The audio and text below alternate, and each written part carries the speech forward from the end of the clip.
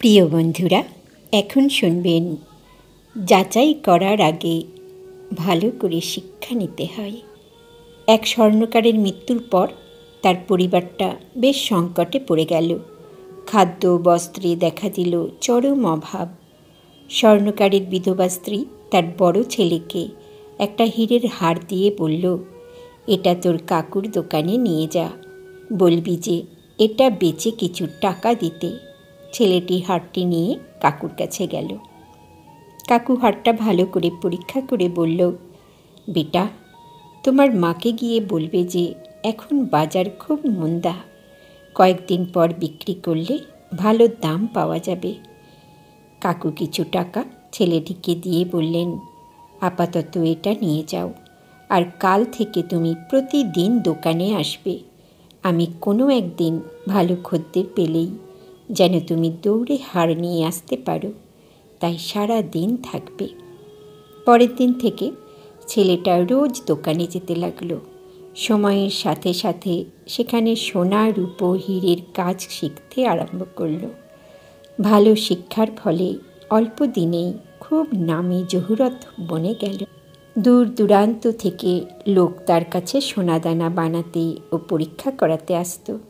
খুব প্রশংসিত হচ্ছিল তার কাজ।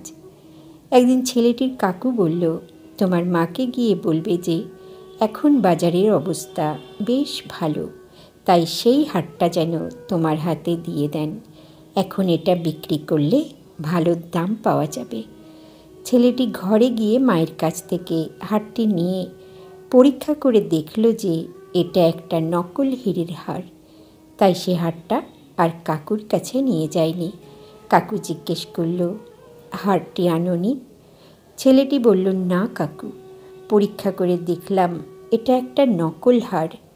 তখন কাকু বলল, তুমি যেদিন আমার কাছে হারটি প্রথম নিয়ে এসেছিলে সেদিন আমি দেখেই বুঝে নিয়েছিলাম যে এটা নকল, কিন্তু তখন যদি আমি তোমাকে এই কথাটা বলে দিতাম তাহলে তোমরা হয়তো ভাবতে যে আজ আমাদের মন্দ সময় বলেই কাকু আমাদের আসল জিনিসকে নকল বলছে। আজ যখন এ ব্যাপারে তোমার পুরো জ্ঞান হয়ে গেছে, তখন তুমি নিজেই বলছো এটা নকল হার।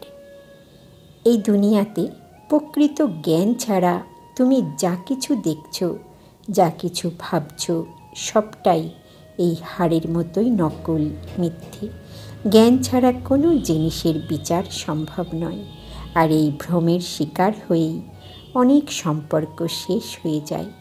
আমি সেই সম্পর্কটা নষ্ট হোক তা চাই না। আজ এই পর্যন্তই বন্ধুরা। আগামী পর্বে এইরকম গল্প নিয়ে আবারও আসব। সবাই সুস্থ থাকবেন, ভালো থাকবেন।